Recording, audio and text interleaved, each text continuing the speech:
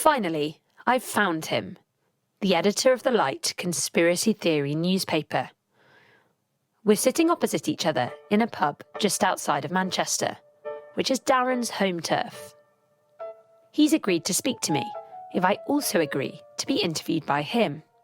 This feels unusual, but it's becoming more of a trend. I'm more than happy to answer any questions about my journalism. Like, oh, we panicked and said a building had collapsed when it hadn't. You know, the reporter involved said she didn't minute by minute remember what she'd said. Like everyone else, she was trying to make sense of what was going on, what she was being told. It was chaotic and you know, errors were made. This is not an example of them staging 9/11. It was horrible incompetence by the BBC. We really are a terrible news organisation because, let's face it, looking at a building and seeing it's still there and reporting that it's collapsed is a major distinction between, you know, between what we see in terms of evidence and in terms of reporting. I didn't say, it was, you know, we've just had Jane Stanley on from New York.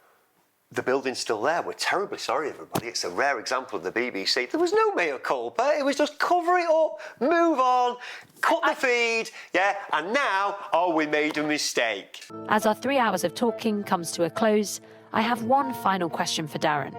Can I ask you one final question? It's a good question. It's a question you can ask me as well. I may or may not answer it. OK. Has this conversation and meeting me in person changed your impression of me? Only slightly. I was expecting, you know, a smart, bright journalist full of energy.